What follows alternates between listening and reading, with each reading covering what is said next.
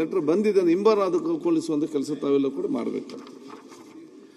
ಇವತ್ತು ಶೂನ್ಯ ವೇಳೆ ರಂಗನಾಥ್.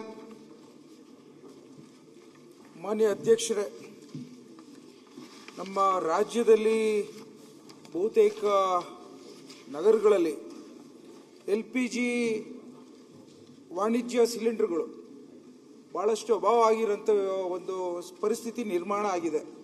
ಮೊನ್ನೆ ತಾನೇ ನಾನು ಮಾನ್ಯ ಮುಖ್ಯಮಂತ್ರಿಗಳಿಗೆ ನಿನ್ನೆ ತಾನೇ ಅವ್ರ ಮುಂದೆನೂ ಪ್ರಸ್ತಾಪ ಮಾಡಿದೆ.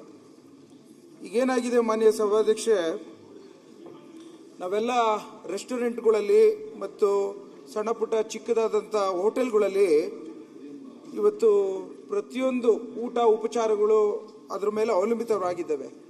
ಈಗ ಯುದ್ಧ ನಡೀತಾ ಇರೋಂಥ ಹಿನ್ನೆಲೆಯಲ್ಲಿ ಇಡೀ ಒಂದು ದೇಶದಲ್ಲೇ, ಅದರಲ್ಲೂ ಸಹ ಕರ್ನಾಟಕದಲ್ಲಿ, ಅದರಲ್ಲೂ ಸಹ ಬೆಂಗಳೂರಲ್ಲಿ ಬಹಳಷ್ಟು ಸಂಕಷ್ಟಕ್ಕೆ ಸಿಕ್ಕಿರೋಂಥ ಪರಿಸ್ಥಿತಿಯಲ್ಲಿ ಆಹಾರ ಪೂರೈಕೆ ಆಗದೇ ಇರೋಂಥದ್ದನ್ನ ತಮ್ಮ ಮುಂದೆ ನಾನು ನನ್ನ ಅಹವಾಲನ್ನು ಹೇಳಲಿಕ್ಕೆ ಇಚ್ಛೆ ಪಡ್ತಾ ಇದ್ದೇನೆ.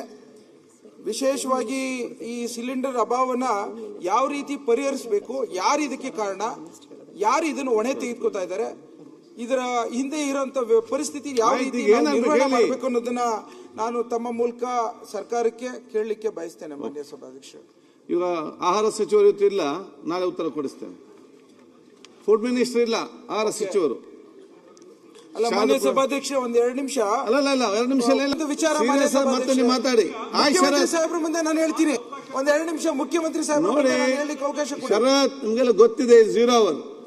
ಇಲ್ಲಿ 1 ನಿಮಿಷ 2 ನಿಮಿಷ ಅಂತ ಇಲ್ಲ. ಗಂಭೀರವಾದಂತಹ ಸಮಸ್ಯೆ, ನಾವು ಉತ್ತರ ಕೊಡ್ತದೆ. ಈಗ ಮಾನ್ಯ ಸಭಾಧ್ಯಕ್ಷ, ಇವಾಗ ರೆಸ್ಟೋರೆಂಟ್ಸ್ಗಳು ಆಯ್ತು, ಅದಕ್ಕೆ ಬೇರೆ ಸಮಯದಲ್ಲಿ ಚರ್ಚೆ ಮಾಡಿ. ಬಜೆಟ್ ನಲ್ಲಿ ಮಾತಾಡೋದು ನೀವು ಮಾತಾಡಿ. ಮಾನ್ಯ ಅಧ್ಯಕ್ಷರೇ, ನನ್ನ ಕ್ಷೇತ್ರದ ವ್ಯಾಪ್ತಿಗೆ ಬರ್ತಕ್ಕಂತ ಒಂದು ವಾರ್ಡ್ ಅಲ್ಲಿ ಏನು ಈಗ SSLC ಎಕ್ಸಾಮಿಗೆ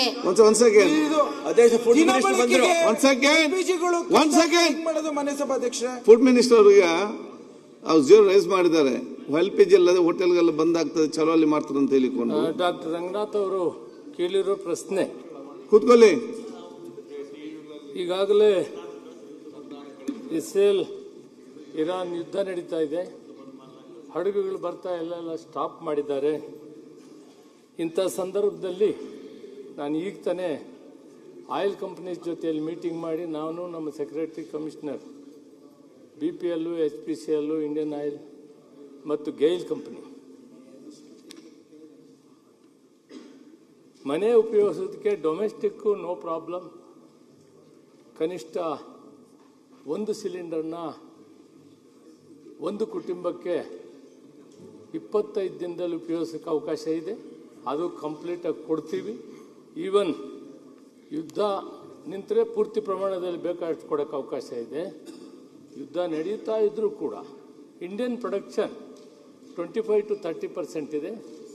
ಮತ್ತು ಬೇರೆ ಬೇರೆ ಸ್ವಲ್ಪ ನಿಲ್ಲಿಸಿ ಮನೆ ಉಪಯೋಗಿಸೋದಕ್ಕೆ ಅವಕಾಶ ಮಾಡಿಕೊಟ್ಟಿದ್ದೀವಿ.